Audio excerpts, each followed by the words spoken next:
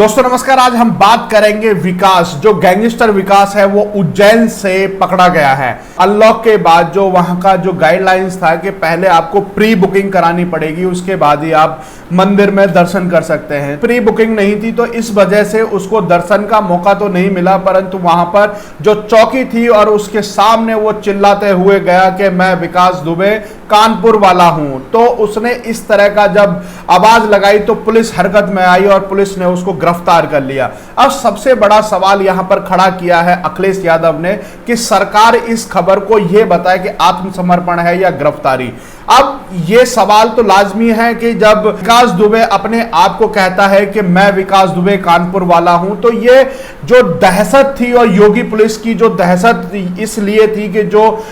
2 encounter अभी किए गए थे जो इसके खासम खास थे, इससे पहले भी 1-2 इनकाउंटर हो चुके थे, तो उसके डर से ये अब जैसे कि फरीदाबाद में होटल में गया, फिर किसी अपने नजदीकी उनके पास रुका और उसके बाद से ये फरीदाबाद से उज्जैन तक का सफर इसने तय किया। सवाल यहां पर यह भी खड़ा होता है कि पूरे बॉर्डर पर इतनी चौकियां थी, वहां पर इतनी मुस्तैदी के साथ अगर पुलिस खड़ी थी तो यह उज्जैन तक कैसे पहुंचा। यहां पर सवाल या निशान यहां पर इसलिए खड़ा होता है कि जो हाई अलर्ट था और गैंगस्टर विकास दुबे पर जो 60 से ज्यादा केस हैं और उनको लेकर के पूरे पुलिस और राज्यों की पुलिस उस पर पूरी निगाहें बनाए हुए बैठी थी, परंतु ये विकास दुबे उज्जैन मध्य प्रदेश कैसे पहुंचा। सावन का महीना है, महाकाल में दर्शन करने के लिए उज्जैन पहुंचा और उसके बाद वहां पर आवाज लगाते हुए अपने आप को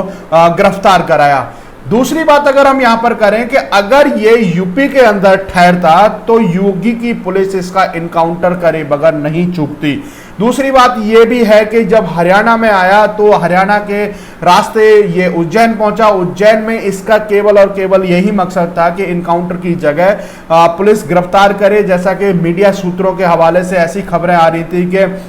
जैसे कि ताहिर हुसैन था, आज तक की टीवी चैनल पर बैठ करके उसने कोर्ट में सरेंडर किया था, तो ये भी खबरें चल रही थी कि हो सकता है कि दिल्ली के कोर्ट में आकर के वो सरेंडर करे या फिर वो पुलिस के द्वारा वो अपने आप की गिरफ्तारी दे। परंतु यहां पर तो उसने एक और चौंकाने वाली चीजें कर दी, जो उज्जैन के महाकाल में जाकर के सावन के महीने में भगवान की प्रार्थना भी की और उसके बाद अपनी जान की सुरक्षा भी कर ली, क्योंकि अगर यूपी पुलिस पकड़ती तो सीधा सीधा इनकाउंटर भी कर सकती थी और यहां पर उज्जैन की पुलिस जो मध्य प्रदेश की पुलिस है उसने उसको गिरफ्तार किया। अब यहां पर सबसे बड़ा सवाल ये आ रहा है कि जो विकास दुबे के पास जो डायरी है उस डायरी में से क्या क्या चीजें निकल के आती है, खाकी पर कितने सवाल या निशान खड़े होंगे और जो राजनेता हैं उनके ऊपर कितने सवाल या निशान खड़े होंगे। जैसा कि अखिलेश यादव ने गिरफ्तार की खबर सुनते ही उन्होंने ट्वीट के माध्यम से कह दिया कि आत्मसमर्पण या गिरफ्तारी।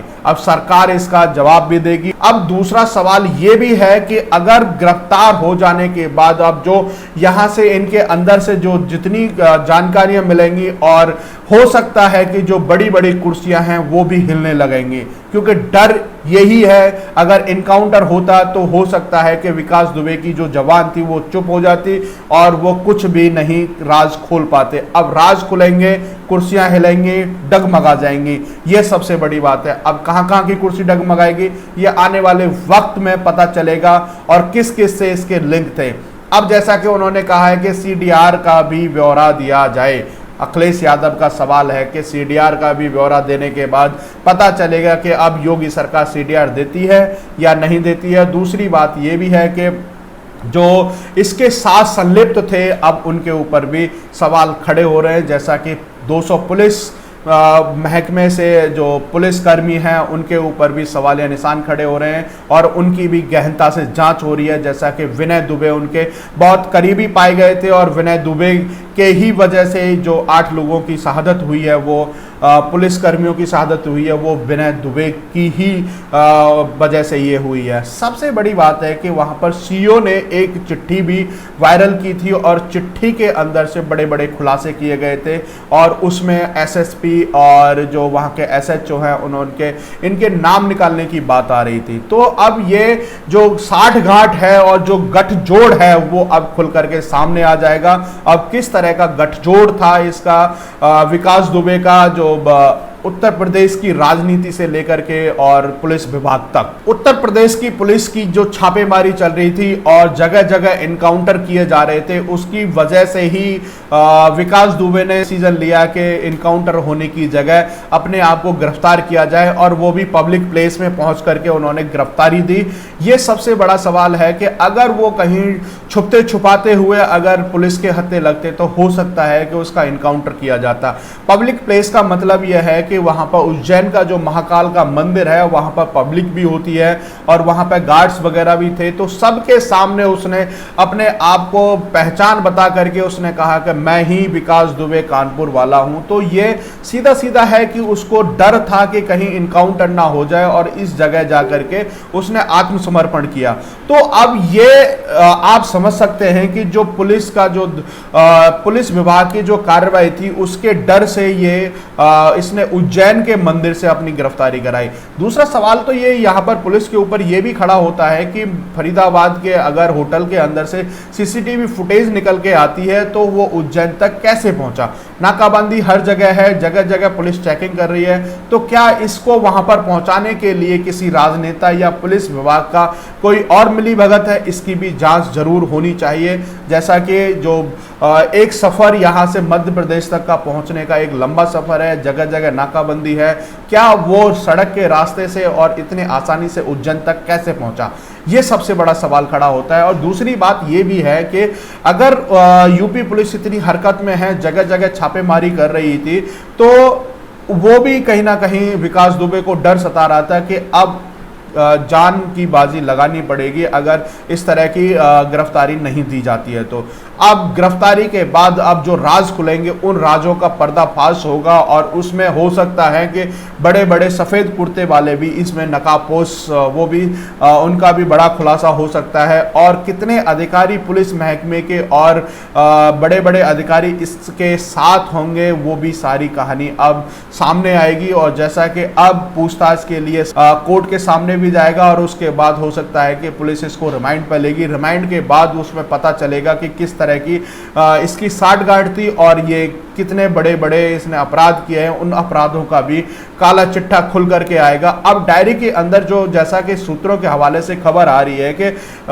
जो डायरी में ये सारी चीज़ें लिखता था कि वो डायरी के बाद वो पूरा डिसीजन वो होते थे कि कौन सा काम कैसे करना है, उसके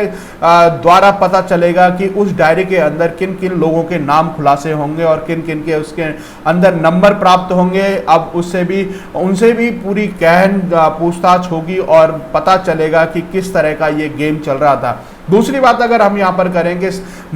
दोनों जगह भाजपा की सरकार है, तो ये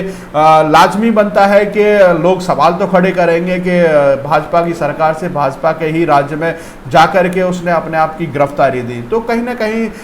कुछ लोग आरोप ये भी लगा रहे हैं कि इसमें भाजपा की कुछ ना कुछ मिली भगत है,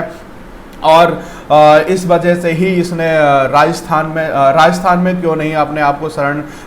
लेकर के रहा, और या फिर वहां पर गिरफ्तारी नहीं दी। तो अब शिवराज सिंह चौहान से योगी आदित्यनाथ की फ़ोन पर बातचीत हुई है, और उसके बाद जो इनकी कमेटी की जो टीम है वो अब उनको वहां से लेकर के यूपी लाया जाएगा, और उसके बाद उसकी जो आगे की कार्रवाई कानूनी प्रक्रिया है वो पूरी की जाएगी, और उसमें कानूनी प्रक्रिया के अंदर जो खुलासे हैं वो अब खुल करके सामने आएंगे। अब थोड़ा सा समय लगेगा, उस समय के बाद ही सारे काले चिट्ठे खुल करके आ जाएंगे, कौन कौन इसके अंदर संलिप्त था और कौन इसको एक छोटे से परिवार से लेकर के इतना बड़ा माफिया बनाया और 200 करोड़ की संपत्ति का मालिक बनाया। अब इसमें ये तो आप साफ साफ दर्शाता है कि ये बड़ा माफिया था, और जैसा कि इनके जो धुर विरोधी रहे हैं उन्होंने भी खुलासा किया था कि ये सहारनपुर आए थे फिरौती के लिए। इनकी जब दूसरे पक्ष भारी पड़ा तो इनके वहाँ पर जब कुछ कांड हुआ तो इनका पैर वहाँ पर टूट गया था, और इसी पैर टूटने की वजह से ये अभी भी इनके पैर में रॉड पड़ी हुई है। तो फरीदाबाद से लेकर के उज्जैन तक उस टूटे हुए पैर को लेकर के कैसे पहुंचा, किस शहर पे है, कैसे वो भी राज खुलेंगे कि किस रास्ते से गया, क्या क्या उसने साधन यूज किए, क्योंकि फरीदाबाद के होटल से बाहर निकला था तो साफ साफ दिखाई दे रहा था कि वहाँ पर ऑटो का इंतजार कर रहा था, ऑटो में बैठ करके वहाँ से फिर कहाँ गया ये ना तो पुलिस को पता है और ना किसी और को। अब वो विकास ही इस राज का पर्दाफाश करेगा। अब सबसे बड़ी बात है कि इसके अंदर कौन कौन है, क्या है, कैसे कैसे संलिप्त हैं, वो सब सामने आ जाएंगे। आप हमारे साथ जुड़े रहिए। जय हिंद, जय भारत।